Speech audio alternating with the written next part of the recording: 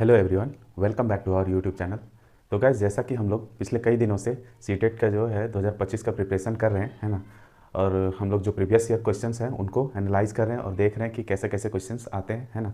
तो चलिए, आज हम लोग फिर से आज जो है हम लोग सीडीपी का क्वेश्चंस जो है वो डिस्कस करने वाले हैं, है ना। ये देख सकते हैं आप यहाँ पे बाल विकास, सॉरी, यहाँ पे बाल विकास एवं शिक्षा शास्त्र के जो है वो हम लोग 30 क्वेश्चंस जो पूछे जाते हैं सीडीपी में, है ना। तो ये 30 क्वेश्चंस हमने लिए हैं, है ना। ये ना सिर्फ सीटेट में काम आएंगे, बल्कि आपके जो स्टेट में भी टेट्स के एग्ज़ाम होते हैं उन पे भी ये सारे क्वेश्चंस इसी पैटर्न पे पूछे जाते हैं, है ना। तो चलिए, आज का हम लोग फर्स्ट क्वेश्चन को स्टार्ट करते हैं, है ना। तो ये रहा आज का हमारा फर्स्ट क्वेश्चन, है ना। तो पहला क्वेश्चन बोला जा रहा है कि निम्नलिखित में से कौन सा अधिगम के आकलन को उजागर करता है। तो इनमें से कौन सा अधिगम यानी सीखने के आकलन को उजागर करता है ना। तो फर्स्ट ऑप्शन है कि शिक्षक मानक उत्तरों से विद्यार्थियों के उत्तरों की तुलना करके उनका आकलन करता है। ऐसा तो नहीं है, है ना। सेकंड देखते हैं, शिक्षक विद्यार्थियों की चिंतन प्रक्रियाओं पर ध्यान देने के अलावा उनकी अवधारणात्मक समझ का भी आकलन करता है। ये हो सकता है मे बी। थर्ड देखते हैं, इसमें दिया हुआ है शिक्षक पाठ्य पुस्तकों में दी गई जानकारी के आधार पर विद्यार्थियों का आकलन करता है ना। तो ये तो नहीं होगा। फोर्थ देखते हैं, शिक्षक किसी विद्यार्थी के निष्पादन का आकलन दूसरों के निष्पादन का तुलना में करता है। तो ऐसा नहीं है, ऐसा भी नहीं होना चाहिए, है ना। तो इसका करेक्ट ऑप्शन जो है ऑप्शन नंबर सेकंड जो है वो बिल्कुल करेक्ट हो जाएगा। इसमें बोला जा रहा है कि शिक्षा विद्यार्थियों की चिंतन प्रक्रिया पर ध्यान देने के अलावा उनकी अवधारणात्मक समझ का भी आकलन करेंगे, है ना। तो इसीलिए ऑप्शन नंबर सेकंड जो है वो बिल्कुल करेक्ट हो जाएगा। नेक्स्ट देखते हैं हम लोग। नेक्स्ट क्वेश्चन है, बाल केंद्रित शिक्षा शास्त्र का अर्थ। बाल केंद्रित यानी चाइल्ड सेंटर एजुकेशन का क्या अर्थ है ना। तो इसका देखते हैं स्टेटमेंट क्या है। तो इसका फर्स्ट स्टेटमेंट है कि पहला है कि बच्चों के अनुभवों और उनकी आवाज़ को प्रमुखता देना। दूसरा है, शिक्षक द्वारा बच्चों को आदेश देना कि क्या किया जाना चाहिए। ऐसा तो नहीं होना चाहिए, है ना। चाइल्ड सेंटर में हम बच्चों के फेवर में जो चीज़ें होती है उनके अकॉर्डिंग हम लोगों को काम करना है, ना कि टीचर के अकॉर्डिंग, है ना। तो इसीलिए ऑप्शन नंबर सेकंड जो है ये तो कैंसिल हो जाएगा।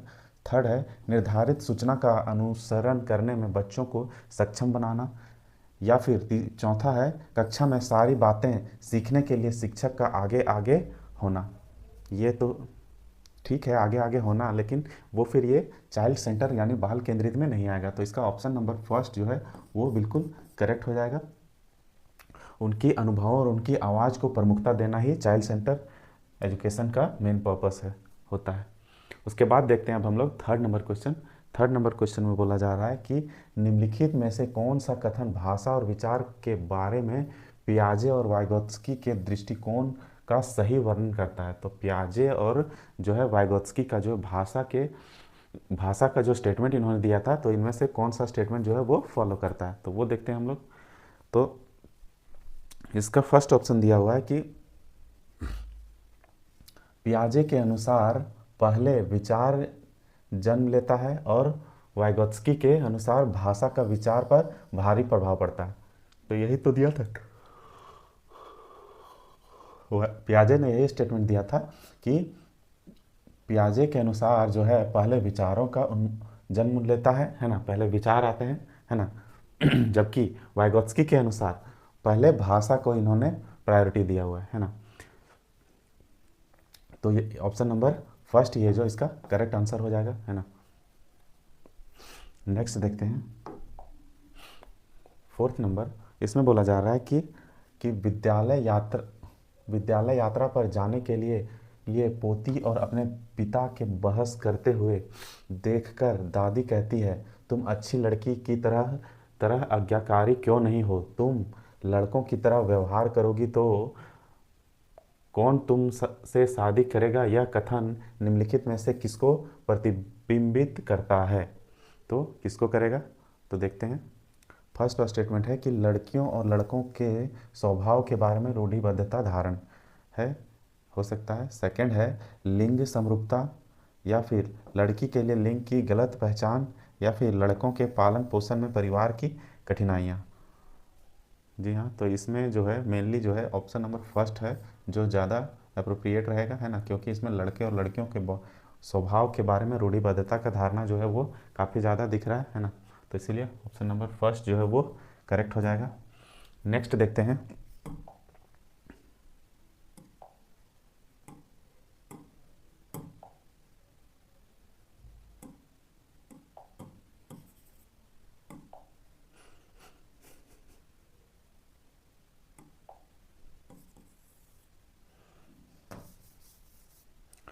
तो ये हम लोग देखते हैं नेक्स्ट क्वेश्चन 5 नंबर। इसमें बोला जा रहा है कि आपका आकलन के बारे में निम्नलिखित कथनों में से कौन सा कथन सही है ना, आकलन के उपेक्ष में यानी ऑब्जर्वेशन के उपेक्ष में, है ना। तो पहला स्टेटमेंट है आकलन से विद्यार्थियों को यह सहायता मिलनी चाहिए कि वे अपनी शक्तियों और रिक्तियों को देख सकें और शिक्षक तदनुसार उन्हें ठीक कर सकें, है ना। या फिर ये तो सही स्टेटमेंट है। दूसरा है आकलन तभी सार्थक होता है जब विद्यार्थियों का तुलनात्मक मूल्यांकन भी हो, ऐसा तो नहीं है। नेक्स्ट देखते हैं सी नंबर, आकलन केवल स्मरण शक्ति का ही नहीं बोधन और अनुप्रयोग का भी होना चाहिए। और चौथा बोला जा रहा है कि आकलन तब तक उद्देश्यपूर्ण नहीं हो सकता जब तक उससे भय और चिंता का संचार ना हो, है ना। तो इसका जो है ये भी तो गलत स्टेटमेंट है और सही सी जो है वो सही है। तो इसमें ए और सी ऑप्शन नंबर 4 में है, ये आपका राइट आंसर हो जाएगा। नेक्स्ट देखते हैं। नेक्स्ट बोला जा रहा है 6 नंबर में कि शिक्षा का अधिकार अधिनियम 2009 विशेष आवश्यकता वाले बच्चों के अनुसार को पढ़ाना चाहिए, है ना। तो कैसे पढ़ाना चाहिए, तो उसका फर्स्ट स्टेटमेंट दिया हुआ है कि खासतौर पर उन्हीं के लिए बनाए गए विशेष विद्यालयों में, या फिर घर पर माता पिता और देखभाल करने वाले के साथ जो उन्हें आवश्यक सहायता उपलब्ध कराएं, या फिर तीसरा है समावेशी शिक्षा व्यवस्था में इस प्रावधान के साथ कि उनकी व्यक्तिगत आवश्यकताओं की पूर्ति की जा सके, या फिर व्यावसायिक प्रशिक्षण केंद्रों में जो उन्हें जीवन कौशलों के लिए तैयार करेंगे। तो इसका स्टेटमेंट नंबर 3 जो है वो बिल्कुल करेक्ट हो जाएगा, क्योंकि इसमें समावेशी शिक्षा व्यवस्था इस प्रावधान के साथ कि उनकी व्यक्तिगत आवश्यकताओं की पूर्ति की जा सके, है ना। तो ये जो है ऑप्शन नंबर 3 जो है इसका करेक्ट आंसर हो जाएगा।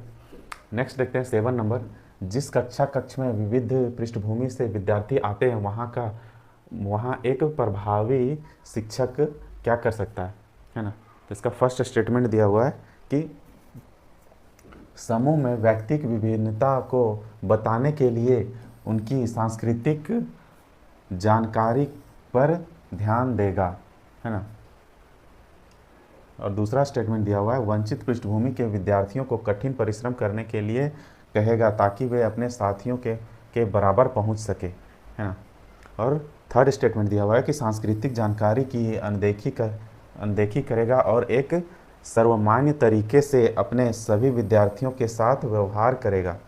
इसके बाद नेक्स्ट है समान आर्थिक पृष्ठभूमि के विद्यार्थियों का समूह बनाएगा और उन्हें एक साथ रखेगा।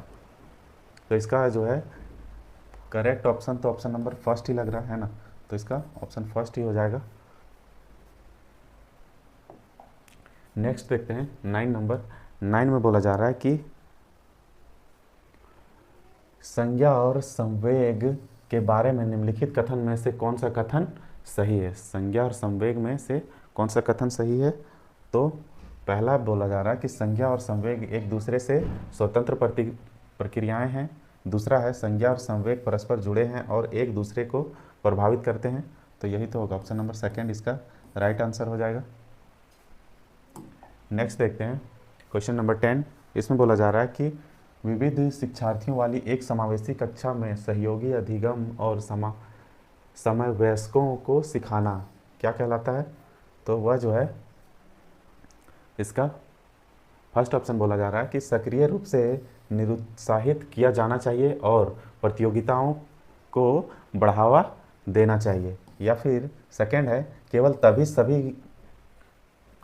कभी कभी ही प्रयोग किया जाना चाहिए क्योंकि यह सहपाठियों से तुलना को बढ़ावा देता है। और तीसरा है कि सक्रिय रूप से प्रोत्साहित किया जाना चाहिए जिससे समवयस्कों की स्वीकार्यता बढ़े, है ना। या फिर कार्यान्वित नहीं किया जाना चाहिए और विद्यार्थियों को क्षमताओं के अनुसार अलग अलग किया जाना चाहिए। ये सब तो नहीं होना चाहिए। ऑप्शन नंबर थर्ड जो है इसका बिल्कुल करेक्ट हो जाएगा। नेक्स्ट है 11 नंबर। इसमें बोला जा रहा है कि एक शिक्षिका अपनी कक्षा में विविधता को संबोधित कर सकती है। कब संबोधित कर सकती है?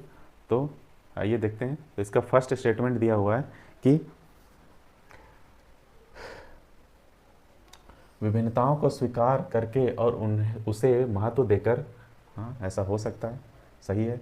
बच्चों की सामाजिक सांस्कृतिक पृष्ठभूमि का शिक्षा शास्त्रीय संसाधन के रूप में प्रयोग करके, यह भी सही स्टेटमेंट है। नेक्स्ट है विभिन्न अधिगम शैलियों को समायोजित करके भी किया जा सकता है। यह भी सही स्टेटमेंट है। उसके बाद है फोर्थ स्टेटमेंट कि मानक निर्देश के देकर और निष्पादन हेतु सर्वमान्य मानदंड निर्धारित करके नीचे दिए गए कूट के आधार पर सही उत्तर चुने, है ना। तो ये तो ऑप्शन नंबर फोर्थ जो वो तो नहीं होगा। तो ए बी सी किस में है? तो ए बी सी आपका फोर्थ ऑप्शन में, ऑप्शन नंबर 4 जो है आपका राइट आंसर हो जाएगा, है ना। नेक्स्ट देखते हैं 12 नंबर। इसमें बोला जा रहा है कि कोई शिक्षिका अपनी कक्षा में फर्नीचर की तीखी धार वाले किनारों को रुई से ढका रखने को कहती है और छुओ तथा अनुभव करो वाले सूचना पटों का उपयोग करने को कहती है। वह किस वर्ग के विशेष शिक्षार्थियों की आवश्यकता पूर्ति करने का प्रयोग कर रही है? तो वह जब छू करके ऐसा करने के लिए किसको कहा जा सकता है? यानी कि जो देख नहीं पा रहे हो, है ना। तो जब उसमें रुई डाल करके और उसमें छूने के लिए बोला जाएगा तो आई थिंक वो जो है दृष्टि विकलांग शिक्षार्थी होंगे, है ना, क्योंकि श्रवण वाले तो सुन नहीं सकते हैं ना, सीख ना सकने वाले ये तो होगा ही नहीं, है ना। सामाजिक रूप से वंचित शिक्षार्थी ऐसा तो ये तो होगा ही नहीं, है ना।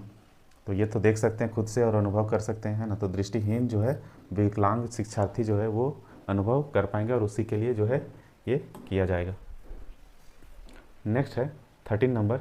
इसमें बोला जा रहा है आपका कि प्रतिभाशाली बच्चों लिए सबसे अच्छे शैक्षिक कार्यक्रम वे होते हैं जो क्या होते हैं? फर्स्ट ऑप्शन है प्रत्यास्मरण के द्वारा ज्ञान की प्रवीणता पर बल देते हैं। या फिर दूसरा उन्हें अधिगम के न्यूनतम मानकों तक काम करने को प्रेरित करने के लिए उपहारों और पुरस्कारों का उपयोग करते हैं। या फिर उनके चिंतन को प्रेरित कर उन्हें विविध विचारों में व्यस्त रखने के अवसर देते हैं। या फिर उनके आक्रामक व्यवहार को नियंत्रित करते हैं। तो इसका ऑप्शन नंबर थर्ड जो है वो बिल्कुल सही हो जाएगा, है ना। उनके चिंतन को प्रेरित कर उन्हें विविध विचारों पर व्यस्त रखने का अवसर जो है वो मिलेगा, है ना। इसके बाद देखते हैं नेक्स्ट 14 नंबर। 14 नंबर में बोला जा रहा है कि विद्यालयों में विद्यार्थियों की असफलता के बारे में निम्नलिखित में से कौन से कथन सही हैं? तो कौन से कथन सही हैं? तो फर्स्ट स्टेटमेंट दिया हुआ है कि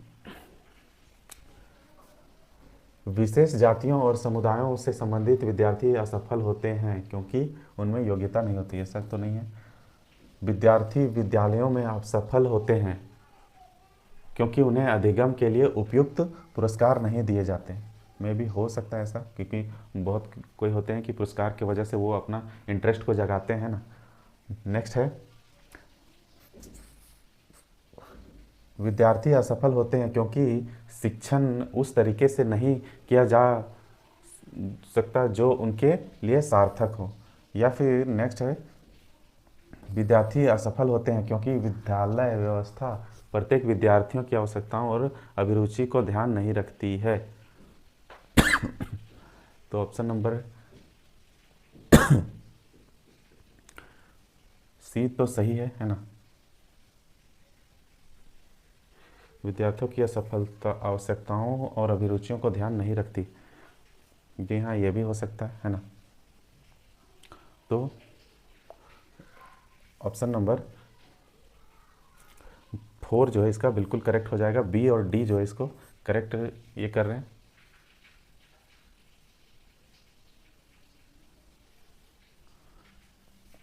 सॉरी, ऑप्शन नंबर थर्ड जो है इसका बिल्कुल करेक्ट हो जाएगा, है ना। होगा तो ये भी सही है ना, लेकिन यहाँ पे ऑप्शन में नहीं है क्योंकि उनके जो है बच्चों के इन्वायरमेंट को लेकर के जो है उनका ख्याल रखना चाहिए स्कूल में, है ना, तभी बच्चे सीख पाएंगे। नेक्स्ट है 15 नंबर में बोला जा रहा है कि दो विद्यार्थी एक ही अवतरण को पढ़ते हैं फिर भी इसके बिल्कुल भिन्न अर्थ लगाते हैं, उनके बारे में निम्नलिखित में से क्या सत्य है। तो जो दो बच्चे हैं और कोई स्टेटमेंट उनको कोई पैराग्राफ दिया जाए या कुछ समझाया जाए तो वो दोनों जो है अलग अलग अर्थ निकालते हैं, वो ऐसा बोला जा रहा है। तो क्या बोला जा रहा है कि क्या अर्थ लगाते हैं उनके बारे में निम्नलिखित में से क्या सत्य है ना। तो पहला स्टेटमेंट बोला जा रहा है संभव है क्योंकि शिक्षक ने अवतरण को समझाया नहीं है ना। तो टीचर जब समझाएगा ही नहीं तो वो अलग अलग निकाल सकते हैं मीनिंग। नेक्स्ट है संभव नहीं है और विद्यार्थी को उसे दोबारा पढ़ना चाहिए। तो ऐसा तो संभव नहीं है, वो तो अलग अलग मीनिंग निकाल ही सकते हैं। थर्ड है कि संभव है क्योंकि व्यक्ति के अधिगम को विविध कारण विभिन्न विधियों से प्रभावित करते हैं, है ना। और चौथा है संभव नहीं है क्योंकि अधिगम का अवश्य अर्थ लगाना नहीं है। ये तो नहीं होगा। ऑप्शन नंबर थर्ड जो है इसका बिल्कुल करेक्ट हो जाएगा क्योंकि संभव है क्योंकि अलग अलग बच्चे जो है अपने अपने तर्क क्षमता के अकॉर्डिंग वो जो है अलग अलग जो है डेफिनेशन दे सकते हैं उसको अंडरस्टैंड करके। क्या हो गया, ये तो बता दिया गया है। नेक्स्ट है 16 नंबर क्वेश्चन। 16 नंबर में बोला जा रहा है कि राष्ट्रीय पाठ्यचर्या की रूपरेखा 2005 के अनुसार अधिगम अपने स्वभाव में और है, क्या है। यहाँ एक और डैश होगा, है ना, यहाँ फील होगा और एक यहाँ होगा। तो क्या होगा, पाठ्यचर्या की रूपरेखा 2005 के अनुसार अधिगम अपने स्वभाव में डैश और डैश है। तो क्या हो सकता है, तो यह जो है आपका निष्क्रिय सरल, सक्रिय सामाजिक या फिर निष्क्रिय सामाजिक या सक्रिय सरल। तो इसमें जो है स्वभाव में जो है सक्रिय हो जाएगा और सामाजिक हो जाएगा। ऑप्शन नंबर सेकंड जो है इसका बिल्कुल राइट आंसर होगा। नेक्स्ट देखते हैं 17 नंबर। इसमें बोला जा रहा है कि विद्यार्थियों को स्वतंत्र रूप से चिंतन करने तथा प्रभावित शिक्षार्थी बनने में सक्षम बनाने हेतु शिक्षक के लिए यह महत्वपूर्ण है ना। यह महत्वपूर्ण है, क्यों महत्वपूर्ण है। तो फर्स्ट स्टेटमेंट दिया हुआ है शिक्षार्थियों को सीखना कि किस प्रकार से अपने अधिगम का अनुभवीक्षण करें। और नेक्स्ट देख लेते हैं शिक्षार्थियों के द्वारा प्राप्त की गई प्रत्येक सफलता के लिए उन्हें पुरस्कार देना।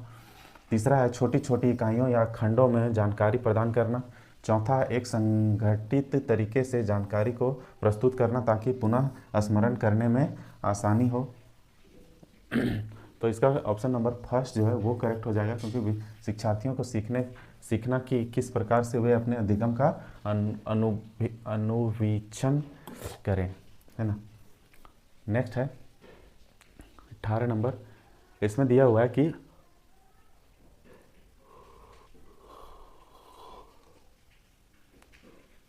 नेक्स्ट है 18 नंबर। इसमें बोला जा रहा है कि यदि कोई शिक्षिका चाहे कि उसके विद्यार्थी समस्या समाधान कौशल प्राप्त कर लें तो विद्यार्थियों को ऐसे क्रियाकलापों में लगना चाहिए जिनमें क्या हो। तो उसका क्या ऑप्शन हो सकता है, प्रत्यास्मरण हो, रटन हो और समझना हो। ये तो नहीं होगा।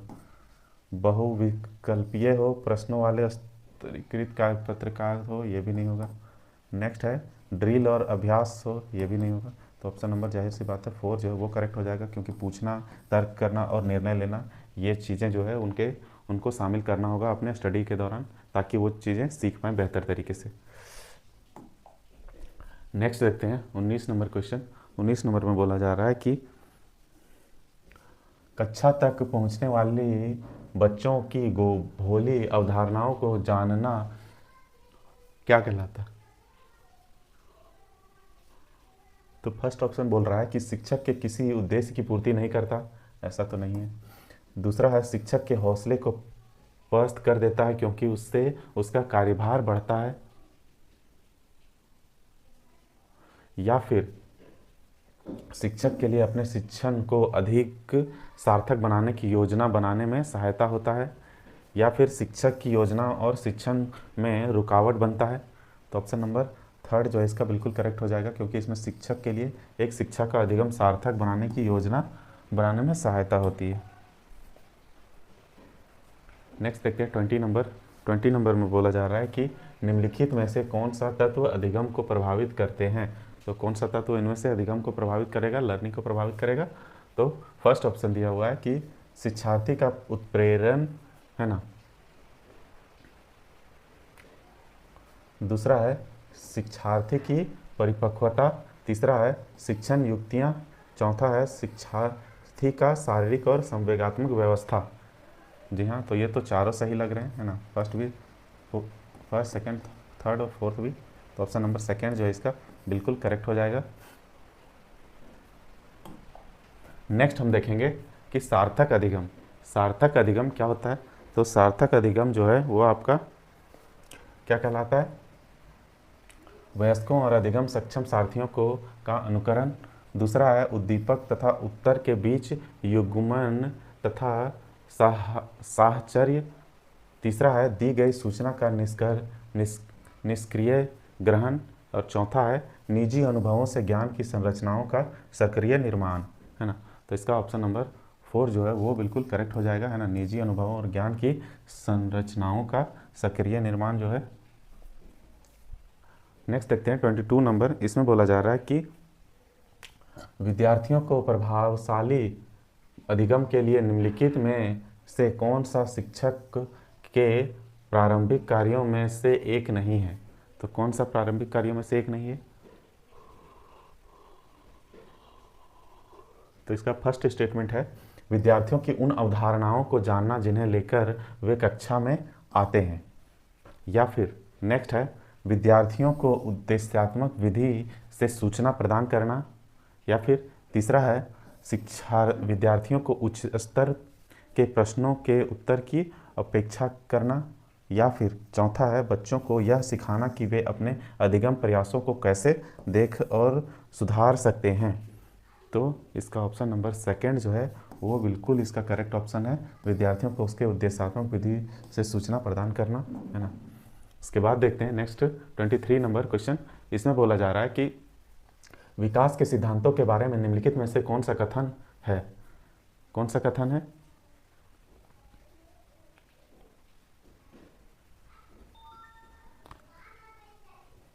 पहला बोला जा रहा है कि विकास वंशानुगत और वातावरण के बीच सतत अन्योन्य क्रिया से होता है। या फिर दूसरा है विकास परिपक्वन और अधिगम पर आधारित होता है। या फिर तीसरा है प्रत्येक बच्चा विकास के चरणों से गुजरता है, फिर बच्चों में व्यक्तिक भिन्नताएं बहुत होती हैं। या फिर विकास एक परिणात्मक प्रक्रिया है जिसका ठीक ठीक मापन हो सकता है। तो जाहिर ये तो ऑप्शन नंबर 4 जो है वो बिल्कुल करेक्ट हो जाएगा, क्योंकि विकास का जो परिणात्मक है उसको आसानी से मापा जा सकता है। नेक्स्ट देखते हैं 24 नंबर। 24 नंबर में बोला जा रहा है कि डैश तथा डैश की विशिष्ट अन्योन्य का परिणाम विकास के विभिन्न मार्गों और निष्कर्षों के रूप में हो सकता है। किसका हो सकता है? तो वंशानुक्रम तथा पर्यावरण की विशिष्ट। जी हाँ, ऑप्शन नंबर इसका फर्स्ट ही है जो करेक्ट हो जाएगा, वंशानुक्रम होगा और दूसरा पर्यावरण होगा। नेक्स्ट देखते हैं क्वेश्चन नंबर 25 नंबर में बोला जा रहा है कि विद्यालय और सामाजिकरण के बारे में निम्नलिखित में से क्या सत्य है। तो क्या सत्य है? तो इसका फर्स्ट स्टेटमेंट दिया हुआ है, सामाजिकरण में विद्यालय की कोई भूमिका नहीं होती है। ऐसा बात नहीं है, होता है। दूसरा है, विद्यालय सामाजिकरण का एक महत्वपूर्ण कारक है। बिल्कुल सही। तीसरा देख लेते हैं, सामाजिकरण में विद्यालय की बहुत थोड़ी भूमिका होती है। जी नहीं। विद्यालय सामाजिकरण का पहला मुख्य कारक है। जी नहीं, ऐसा तो नहीं है। ऑप्शन नंबर सेकेंड जो है इसका बिल्कुल करेक्ट हो जाएगा, क्योंकि वह जो है एक महत्वपूर्ण कारक होता है विद्यालय। 26 देखते हैं नेक्स्ट। 26 में बोला जा रहा है कि जिन पियाजे के संज्ञानात्मक विकास के सिद्धांत के बारे में निम्नलिखित कथनों में से सही कथन कौन सा है। तो सही कथन कौन सा है? तो पहला ऑप्शन है, पियाजे ने संज्ञानात्मक विकास के 5 स्पष्ट चरण प्रस्तावित किए हैं। तो 5। दूसरा है, पियाजे का तर्क है कि संज्ञानात्मक विकास चरणों में आगे बढ़ने की अपेक्षा निरंतर होता है। जी हाँ, तो इसका स्टेटमेंट नंबर सेकेंड जो है यही इन्होंने दिया था, और ऑप्शन नंबर सेकेंड जो है इसका राइट आंसर हो जाएगा। नेक्स्ट देखते हैं 27 नंबर में बोला जा रहा है कि जिन पियाजे के द्वारा प्रस्तुत संरक्षण के प्रत्यय से तात्पर्य है कि, क्या तात्पर्य है? कुछ भौतिक गुणधर्म वही हो रहते हैं चाहे बाहरी आवृत्तियां बदल जाएं। जी हाँ, इसका तो ऑप्शन नंबर फर्स्ट ही है, यही तो उन्होंने दिया था स्टेटमेंट, तो फर्स्ट जो है वो सही हो जाएगा। नेक्स्ट देखते हैं 28 नंबर में बोला जा रहा है कि हार्वर्ड गार्डनर के बहुबुद्धि सिद्धांत के अनुसार निम्नलिखित का मिलान करिए। तो मिलान करते हैं, तो संगीतात्मक क्या हो जाएगा?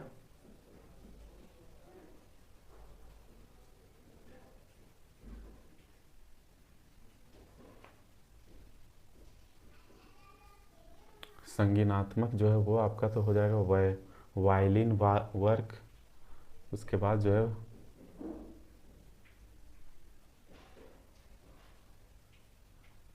भाषिक तो आपका कवि हो जाएगा, है ना। उसके बाद जो है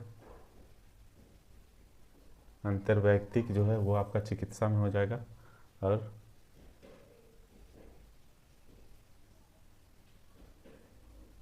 स्थानिक जो है आपका मूर्तिकार हो जाएगा। तो एक तो स्टेटमेंट तो नहीं है, तो ये जो है आपका ऑप्शन नंबर थर्ड जो है इसका करेक्ट आंसर होगा, है ना। नेक्स्ट है 29 नंबर में बोला जा रहा है कि लेव वाइगोत्स्की के अनुसार क्या है। तो इसका स्टेटमेंट, भाषिक विकास मानव चिंतन के स्वभाव को बदल देता है। दूसरा है, वयस्कों और साथियों से अन्योन्य क्रिया करने का भाषा के विकास में कोई प्रभाव नहीं पड़ता है। या फिर तीसरा है, भाषिक विकास में संस्कृति की भूमिका बहुत कम होती है। चौथा है, बच्चे भाषा अर्जन की एक युक्ति से कोई भाषा सीखते हैं। तो इसका स्टेटमेंट नंबर 1 जो है वो बिल्कुल करेक्ट हो जाएगा। नेक्स्ट देखते हैं 30 नंबर। इसमें बोला जा रहा है कि लॉरेंस कोहलबर्ग के नैतिक तर्क के सिद्धांत द्वारा के अनेक बातों के लिए आलोचना की जाती है। इस आलोचना के संदर्भ में निम्नलिखित में से कौन सा कथन सही है। तो कौन सा कथन सही है देखते हैं। तो इसका फर्स्ट ऑप्शन दिया हुआ है कि अपनी सैद्धांतिक रूपरेखा पर पहुंचने के लिए कोहलबर्ग ने पियाजे के सिद्धांत को दोहराया। जी नहीं, कोहलबर्ग ने नैतिक तर्क के प्रत्येक सोपान के लिए विशेष उत्तर नहीं दिया, ऐसा नहीं है।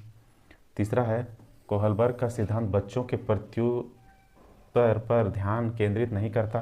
चौथा, कोहलबर्ग ने अपने अध्ययन को मूलतः पुरुषों के नमूनों पर आधारित रखा है।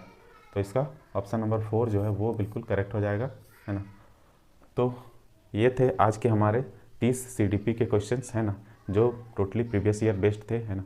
तो ये जो है आपके आने वाले सीटेट का एग्ज़ाम्स या जो भी स्टेट टेट के एग्ज़ाम्स होंगे उनमें ये काफ़ी ज़्यादा हेल्पफुल रहने वाला है ना। तो इन्हें आप जाहिर सी बात है बेहतर तरीके से इसको एनालाइज़ कीजिएगा, है ना। और नेक्स्ट आने वाले वीडियोज़ को आप देखने के लिए आप हमारे चैनल को सब्सक्राइब कीजिए एंड वीडियो को लाइक कीजिए, है ना। मिलते हैं नेक्स्ट टॉपिक के साथ नेक्स्ट वीडियो में, तब तक के लिए bye bye and take care.